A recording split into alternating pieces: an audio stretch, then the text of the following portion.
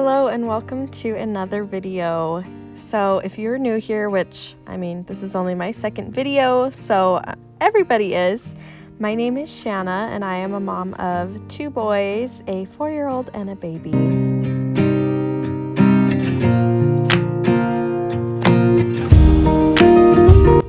So in today's video, you will see me tackle my really bad bathroom, make some breakfast, make some bread, dinner, laundry, all the things. It was a really busy day. I feel like since Mother's Day, my house is just not recovered. Isn't that kind of ironic?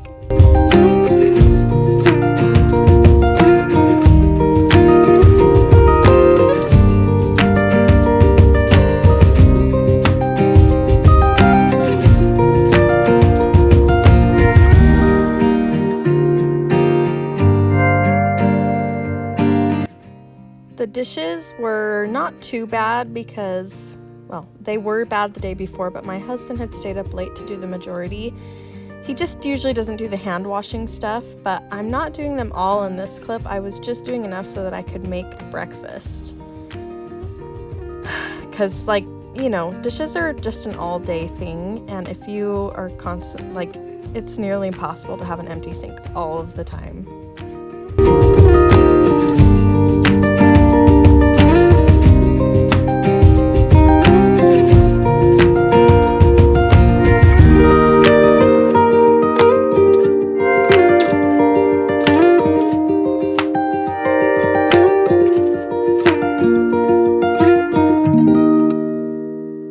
For the recipe of pancakes that I was making, you need buttermilk, but I didn't have any, so if you've never heard of this, I'm sure you have. You can put vinegar or lemon juice in some milk, which I think lemon juice works better and tastes better, and kind of make your own buttermilk.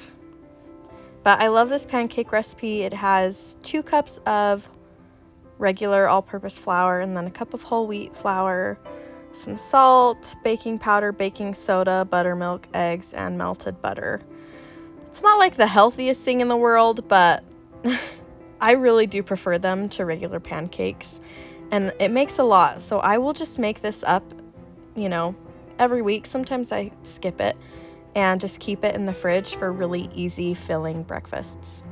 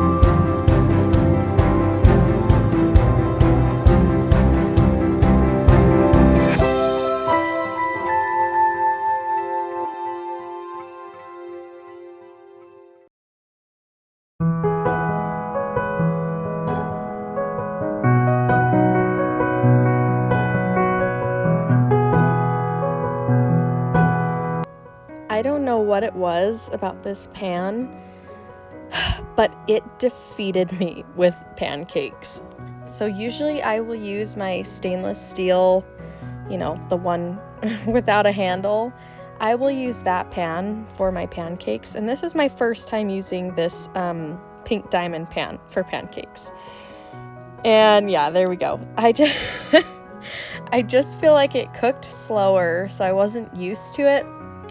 And I don't know, every time I tried to flip the pancake on camera, it just would not work. I don't know if I was trying to rush because I didn't want to record it just cooking forever. So I was just trying to, I don't know, flip it and get that nice flip footage. But I decided to leave in my failures because, see, look, that one was perfect. And I thought, oh, that one's good. I'll record, I'll start recording again. And then I also failed the last pancake that I recorded. So I don't know what it was, if I was just not used to the pan or maybe I was camera shy or something. I don't know what happened to me, but I promise, the amount of pancake mess ups that I had in this video is not reality. Not that it would matter even if it was, because they taste the same, even if they're destroyed in the flip.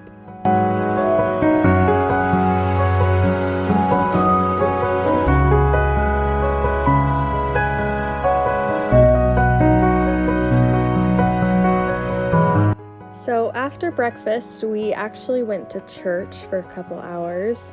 And then when we came back home, I changed back into my little comfy house dress and started working on the bathroom.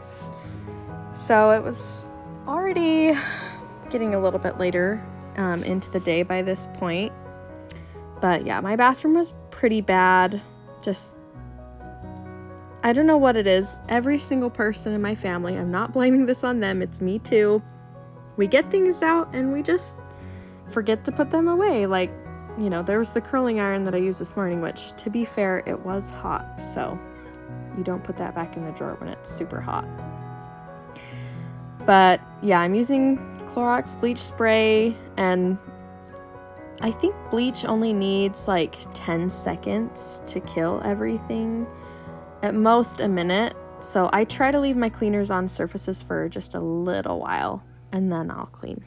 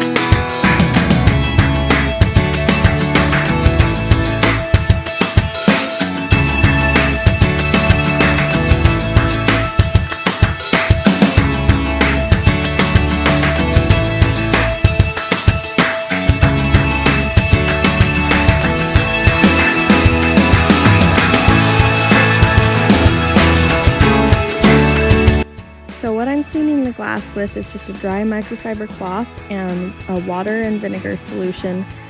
I swear it cleans glass the best if you can get over the smell, which, it fades pretty quickly, but it totally works way better. So I'm just bleaching, little edit there because my son was trying to come into the bathroom. I'm just bleaching our little toothbrush holder and the soap container, just making sure everything is sanitary. I feel like those things are easily forgotten, so just while you're at the sink area, just grabbing it real fast and getting it clean makes all the difference in your home.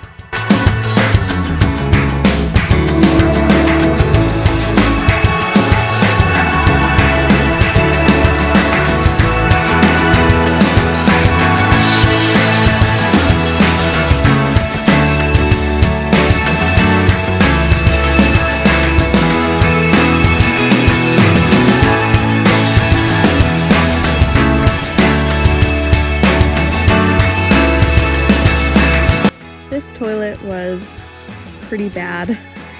This, I don't know what it is, at least it's predictable, but my 4-year-old, or maybe it's my husband, I don't know. It's not my husband. He always misses the toilet in the same place. So like, you know, if you're standing in front of the toilet, that left side will always have a mess down by the floor. But the right side's totally fine. So I don't know. Boy moms, you know. You know all about the pee on the floor.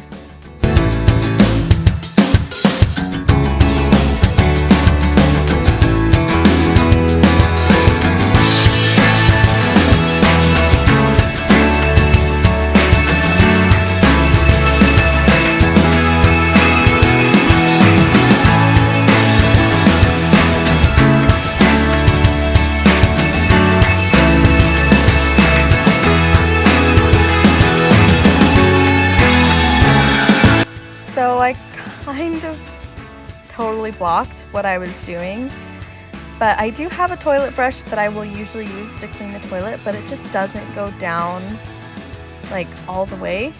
So I was just taking an old dirty sponge. Every time I'm ready to change out my sponge in my kitchen sink, I will donate that sponge to the toilet to be used once and then never again. It goes straight to the garbage after I use it in the toilet. But I was just trying to scrub down in the, I don't know, the pipe where all the water goes down. But I kind of blocked it, and yeah, this toilet does not flush good. So I had to flush it later because it did not want to flush more than once. So now I'm on to cleaning my shower. That in that spray bottle is vinegar and Dawn dish soap.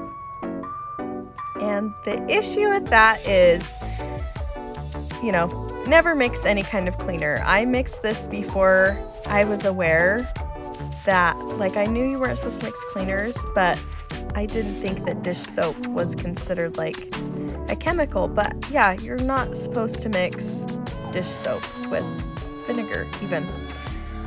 But even so, I do feel like it works pretty well. Maybe the thing to do would just be to use dish soap and water on it, and then you can spray it and, you know, wipe it down with the vinegar after.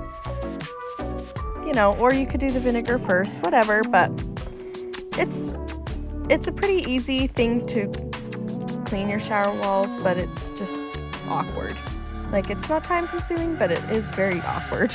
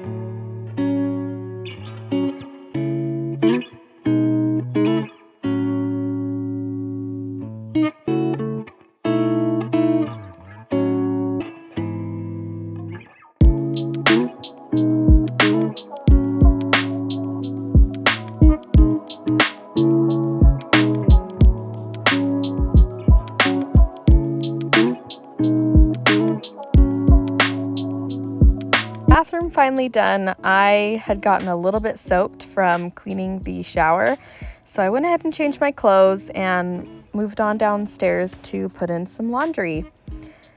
I also noticed that my washing machine really needed a wipe down, so I just wiped it down with some vinegar and water and a microfiber cloth, and it was squeaky clean. If you have an electric display, touch display like I do though, just be careful. I never spray cleaner directly on it, and I try to kind of wipe around the buttons. That is hydrogen peroxide that I just put in my laundry. I order it on Amazon. It's like 12% hydrogen peroxide, which I think 100% hydrogen peroxide is actually rocket fuel. So it's not like safe stuff. So make sure if you do that, don't get it on your skin.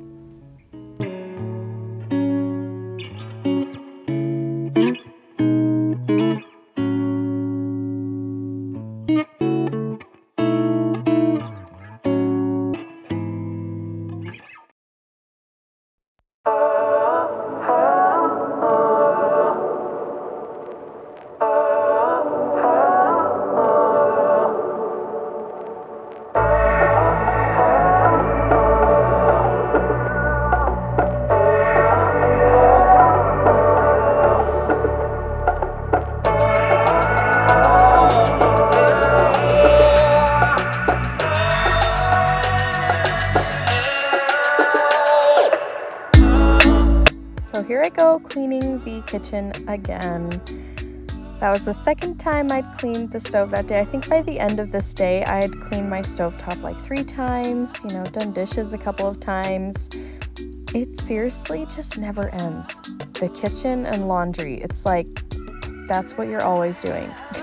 It just never stops because you have to eat and you have to have clean clothes to wear. And laundry is just so many steps with the sorting and washing, drying, folding, putting away. And then by the time you do all that, it's all dirty again.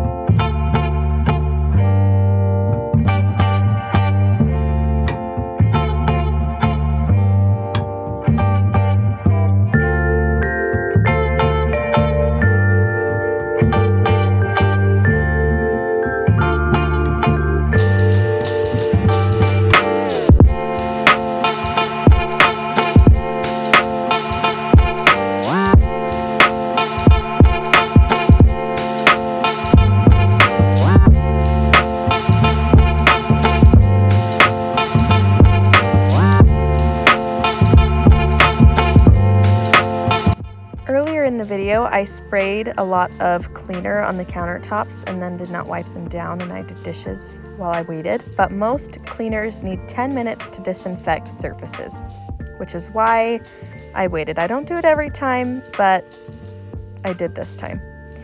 So now I'm going to move on and I'm going to make some sourdough bread. I went ahead and accidentally threw that lid off there. This is a family recipe from my grandmother, who did just pass away this Christmas. But that starter that I just poured into my mixing bowl is actually her starter. She lives across the country, so we were actually able to bring it home by drying out some of her potato flakes from her starter. And then my mom brought it home, and yeah, it works over here. So right now, the other one with the red lid is mine that I started when I first got married. So it's about 5 years old, but my grandmother's is over 30 years old. But today I wanted to make it with her starter, but I'm still feeding and maintaining mine because obviously, it's a fun little piece of history. I'm not just going to throw away my 5-year-old starter that I've cultivated. Feed it with potato flakes and sugar. .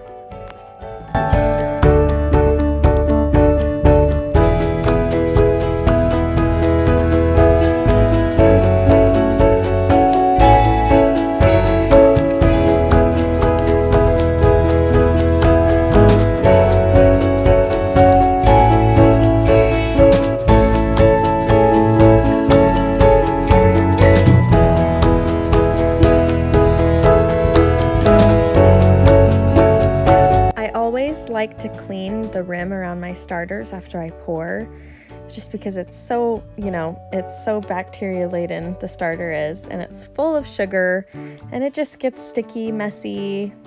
Sometimes it can grow mold if you don't clean it, so I always make sure to clean it. I'm using a little bit of oil in there. My yeast has already started to activate. I always wait till my yeast bubbles, and I don't add salt till after I've added a little bit of flour. But yeah, couple starter tips: don't use metal. Another little tip, if you have multiple starters, I was rinsing out all of my stuff I was using to feed the starters in between, especially my spoon that I was stirring, because I don't want the bacteria from each starter to mix. They both have a very unique, different flavor because they were created by different people, lived in different environments. So I just like to try and keep them separate for that reason.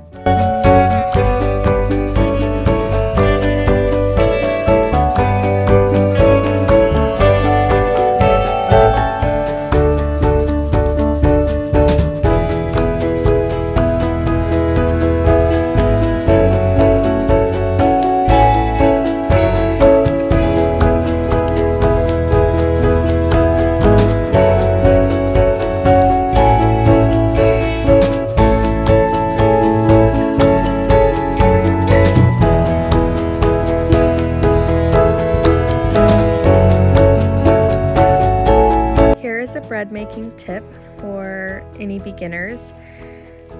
I struggled with this when I first started making bread, but I was adding too much flour. So if you see, you look how sticky that is.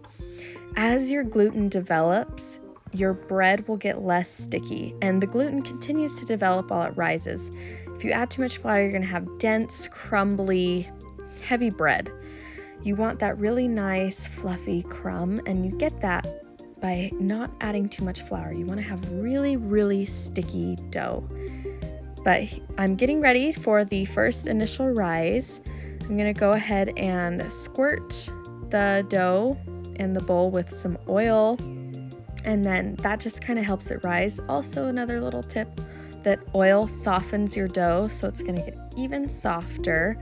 But you'll see when I knead it later on after its initial rise, how much less sticky it is. It also passes the window pane test. And if you don't know what that is, it is a test to know if your dough has developed enough gluten. You pull your dough thinner, and if it stretches so thin that light can pass through it without ripping, then you have developed enough gluten and your bread has been kneaded enough.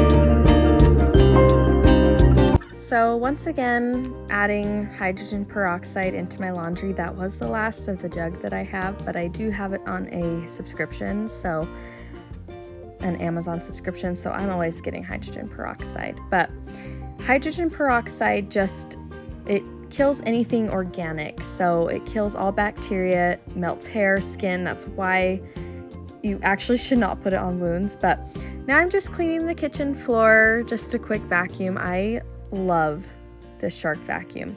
It is seriously the best thing ever. I am obsessed.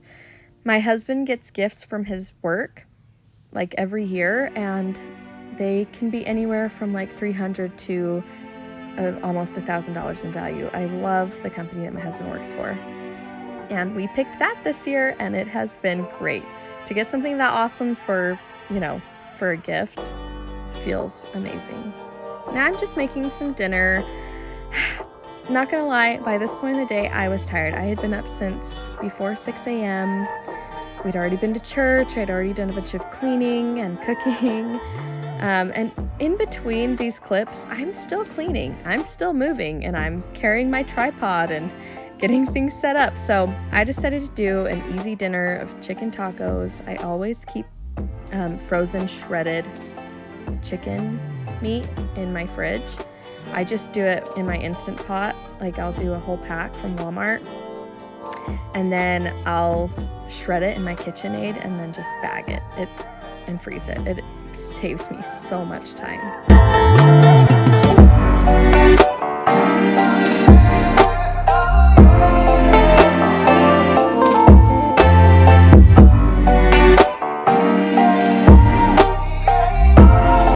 With dinner out of the way, it was time to work on shaping my bread and getting it going for its second rise in the bread pans. So before any dough I work with, I always clean my countertop like it's a dish. I will do soap and water and rinse it really well, just because, cleaners, they have the chemicals, and I don't know how that's going to affect the flavor of things, so I always wash it off before I roll out any kind of dough. But if you'll see how much less sticky that is and how much easier to work with it is while still being soft and stretchy. You see, I just did the window pane test there, and it did pass. So yeah, just separating, weighing out, making sure I have about even amounts. This recipe is huge. It makes 3 loaves of bread.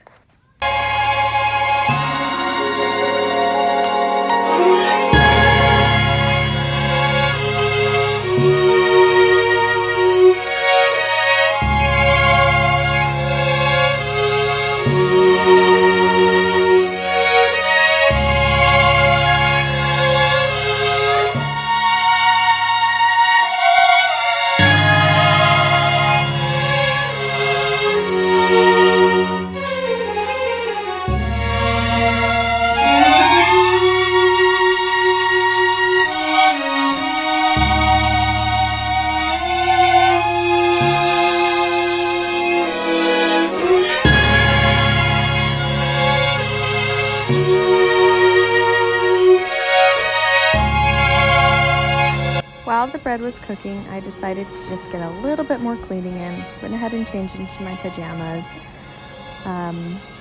Just changing my sheets, and I can't remember. Oh yeah, I folded a load of laundry. So just to pass the time.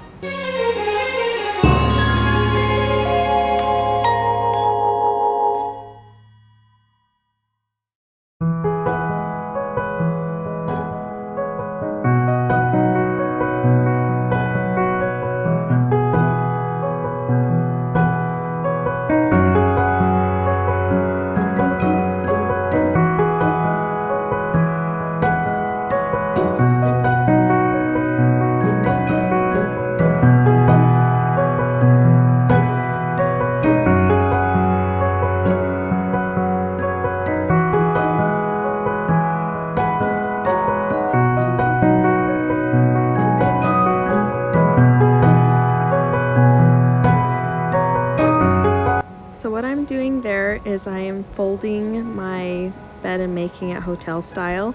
I used to work in a hotel, and it just feels so much better when the bed is properly tucked in.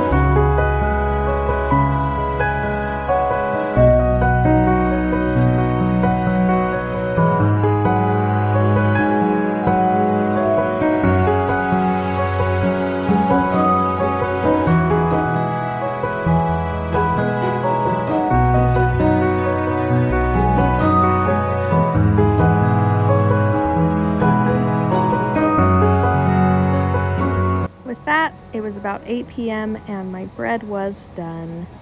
Thank you so much for watching this video if you've made it this far. I am really excited about this and I'm having a lot of fun, so I'm going to make more videos. So please stick around, subscribe, turn on notifications, and I will see you again next time.